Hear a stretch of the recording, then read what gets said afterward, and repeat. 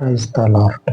మన రక్షకుడైనటువంటి యేసుక్రీస్తు వారి మహిమ కలిగిన నామమున ఈ రోజున పరిశుద్ధ వాక్య ధ్యానములకు ప్రతి ఒక్కరికి మన పరిశుద్ధుని పేరట ప్రైజ్ ద లార్డ్. దేవుని ఎడల భయభక్తులు అనేవి మన జీవితాలని దీవెనకరముగా, మన యొక్క ప్రాణాత్మ దేహానికి సౌఖ్యాన్ని ఇవ్వటంతో పాటుగా వెనుక వచ్చేటువంటి తరాలు అనగా మన సంతానం ఎవరైతే ఉన్నారో రాబోయేటువంటి తరాలు వాళ్ళకి ఒక భద్రతని ఇస్తూ ఉంటుంది. వాళ్ళకు ఒక భద్రతని ఇస్తుంది. మనము ఎంతగా దేవుని ఎడల భక్తిని కనపరిస్తే ఆయన మన దేవుడు, ఆయనను మనం అనుసరించాలి. ఆయన యొక్క అడుగు జాడలని మాత్రమే మనము హృదయం అందించుకోవాలి. ఇట్లాగ మనము హృదయంలో, జీవితంలో జ్ఞాపకం ఉంచుకొని ఆయన అడుగు జాడలని వదలకుండా నడిచినట్లయితే ఈ భయభక్తులు రేపటి దినాలు అనగా వచ్చే తరంలో మన సంతానమైనటువంటి వారికి ధైర్యాన్ని, నిరీక్షణని, అలాగనే వారికి ఒక భద్రతని ఇస్తుంది. మన భక్తి మనతో పాటుగా మనకి ఎవరైతే సంతానం ఉన్నారో వారికి దేవుని యొక్క ఆశీర్వాదాలను స్థిరపరుస్తుంది. ఆ భక్తిని విడిచినట్లయితే జీవానికి మూలమైనటువంటి, ప్రాణానికి అవసరమైనటువంటి ఈ భయభక్తులను విడిచిపెట్టినట్లయితే ఒక మూలకు కూర్చొని ఏళ్ళు లెక్క పెట్టుకోవాలి.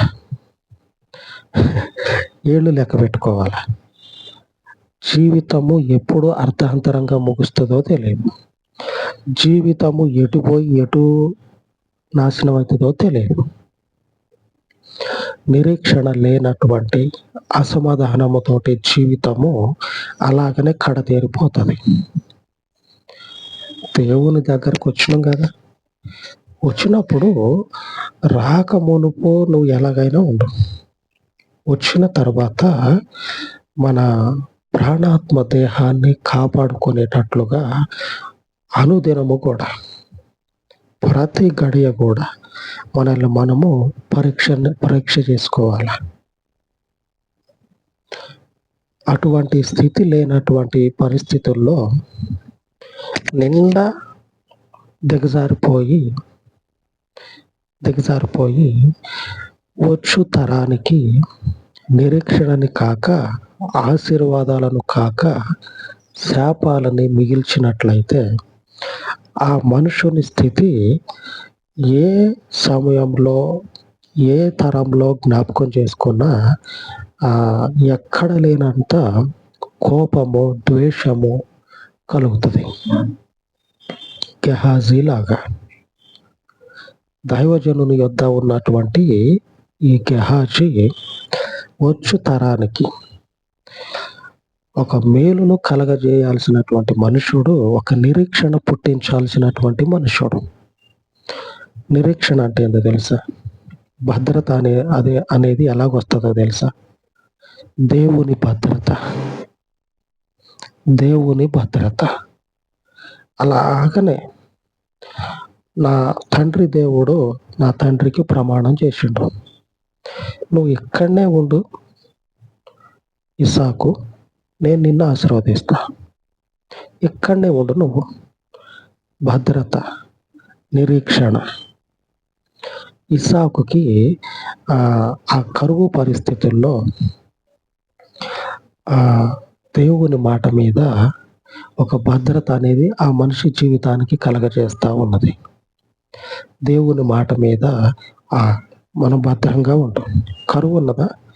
చుట్టూ చూస్తే మొక్క మొలిసే పరిస్థితి లేదు, తిండి గింజలు దొరుకుతాయి అనేటువంటి పరిస్థితి లేదు. అటువంటి పరిస్థితుల్లో ఆయన యందు మనకి భద్రత ఉన్నది. మనము నిరీక్షణ ఉండాలి, నిరీక్షణ అనేది మనకు ఉండాలి అని ధైర్యంగా నిలబడి ఉంటే ఆ మనుషుడు దేవుని చేత దీవించబడ్డాడు. ప్రభు అయినటువంటి క్రీస్తుకి స్తోత్రం కలుగును గాక. మన ప్రభువు, మన విమోచకుడు, మనలని విమోచించుటకు ప్రాణం పోసిన దేవుడు, మనలని భద్రంగా కాపాడుటకు తిరిగి లేచిన దేవుడు. మన యందు ఆలోచన ఎప్పటికీ స్థిరంగానే ఉంటుంది, మాట మార్చడు. ఆయన ఆలోచన తప్పిపోదు. మనకు చేయబడినటువంటి వాగ్దానము విషయంలో ఆయన కృప స్థిరంగా ఉంటుంది. కాబట్టి భద్రత ఆయన మనకు అనుగ్రహిస్తాడు. 2 రాజుల గ్రంథము 5వ అధ్యాయము 27వ వచనం. కాబట్టి నయామానునకు కలిగిన కుష్టు నీకును నీ సంతతికిని సర్వకాలము అంటియుండును అని చెప్పగా, వాడు మంచు వలె తెల్లనైన కుష్ఠము కలిగి ఎలీషా ఎదుట నుండి బయటికి వెళ్ళాను. వెళ్ళిపోయింది. ఒక గొప్ప దైవజనుడు, ఆ గొప్ప దైవజనుని కాడ 24 గంటలు కనిపెట్టుకొని ఉండాల్సిన మనిషి. ఎవ్వరికి లేని ధన్యత.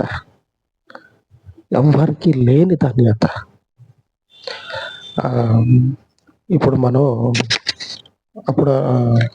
అక్కడక్కడ వింటా ఉంటాం ఏమనంటే, అంత ప్యాకేజీ తోటి సంవత్సరానికి ఇంత అని చెప్పనని జీతం ఉన్నది అని కొన్ని కంపెనీలు ఆఫర్ చేస్తూ ఉంటాయి. కొత్తగా జాబుల్లోకి వచ్చేటువంటి వాళ్ళకి నీకు ఇంత ఆఫర్ చేస్తా ఉన్నావు రా అని చెప్పనని ఆఫర్ చేస్తూ ఉంటారు. ఇంత ప్యాకేజీ అంత ప్యాకేజీ రికార్డు అని చెప్పనని టీవీలో వార్తాపత్రికల్లో చూస్తూ ఉంటాం. దైవజనుని యొద్ద కనిపెట్టుకొని ఉండటం, ఆయన యొద్ద ఆయన చేసేటువంటి కార్యాలని, ఆయన చేసేటువంటి ఆ ప్రసంగాలను వినుకుంటా ఆయనతో పాటు సహవాసం చేయటం అనేది ఎంత ప్యాకేజీ ఇచ్చినా తక్కువే. ఆమేన్. దేవునికి స్తుతి కలుగును గాక. గొప్ప దైవజనుడు ఎలీషా.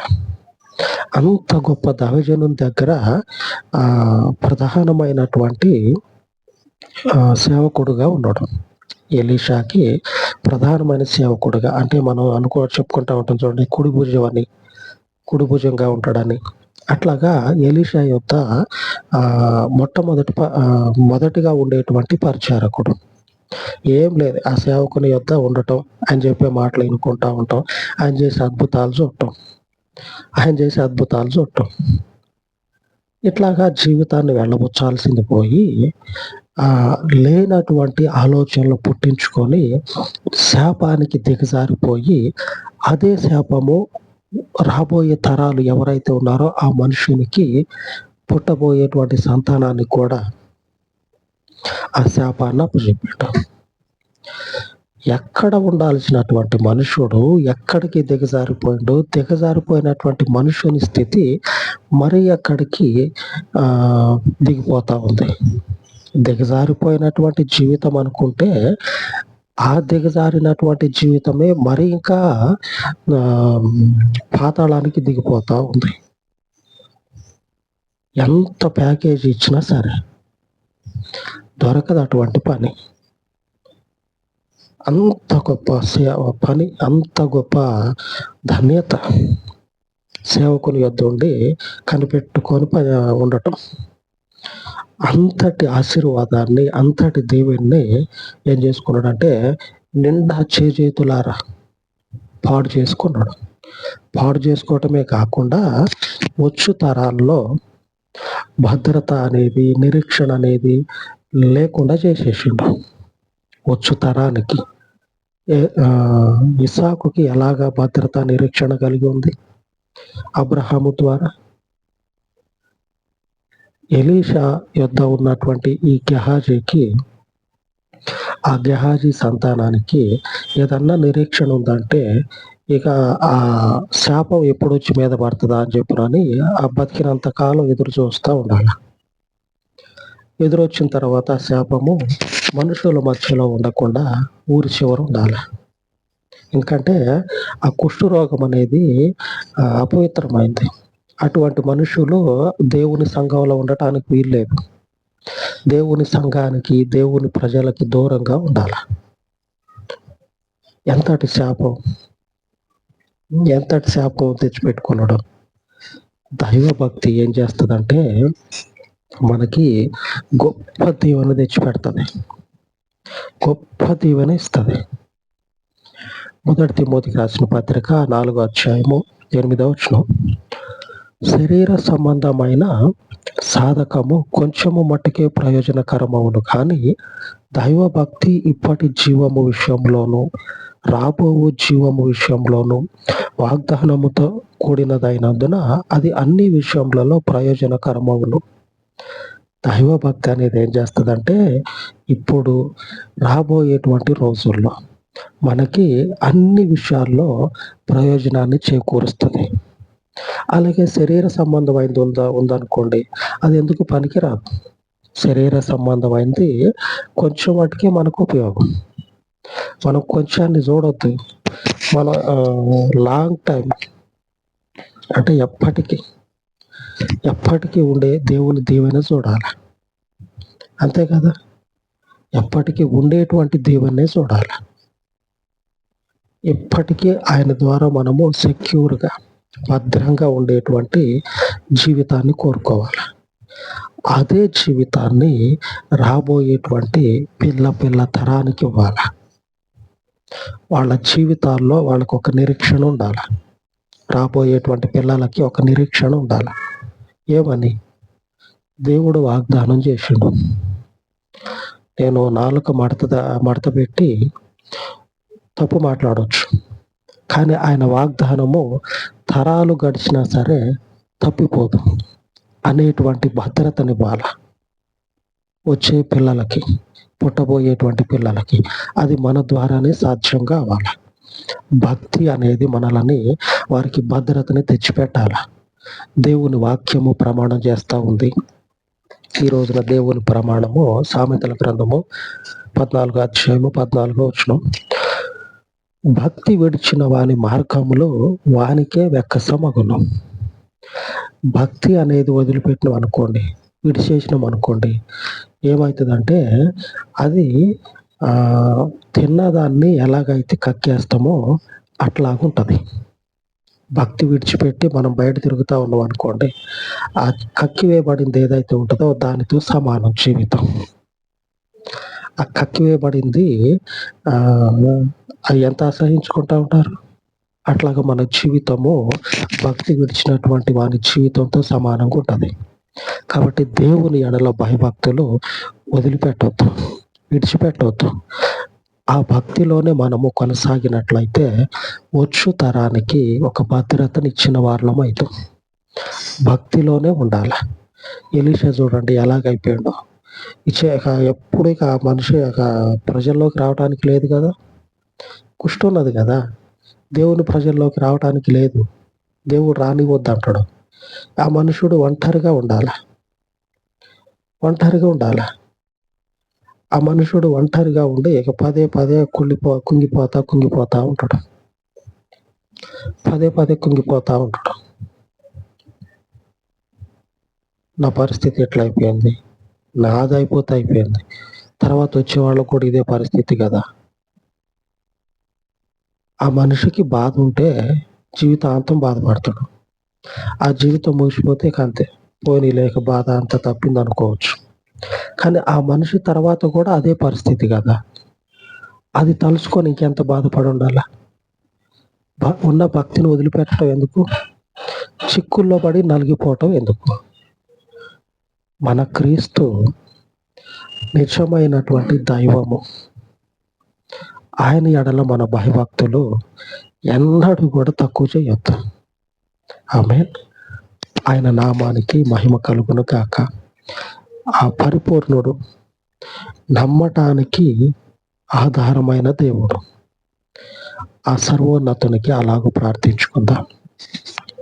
సర్వోన్నతుడా, కృప కలిగిన తండ్రి, ఈ ఉదయకాలమందు మీ పాదముల యొద్ద ప్రార్థిస్తూ ఉండగా, అయ్యా, చెప్పబడిన వాక్యమును నీరు కట్టి ఫలింపచేసి గెహాజీ వలె ఆలోచనలు కలిగి ఎందరైతే తండ్రి తప్పు మార్గము అనుసరిస్తూ ఉన్నారో, మరొక్క మారు నీవు చిందించిన అమూల్యమైన రక్తము భక్తిహీనుల కొరకే అని, అనారోగ్యము కలవాని కొరకే అని నీవు ఏ రీతిగా సెలవిచ్చి ఉన్నావో, అట్టి అనారోగ్యంలో, అట్టి భక్తిని విడిచినటువంటి మార్గంలో ఉన్న వారిని జ్ఞాపకము చేసుకొని విలువైనటువంటి నీ పరలోకపు రక్తమును బట్టి వారిని తండ్రి దర్శించి నీ మార్గమందు నిలుచుటకు తగిన పరిస్థితులను అనుకూలపరచమని, నీవు సమస్తమును సాధ్యపరచగలిగిన దేవుడము.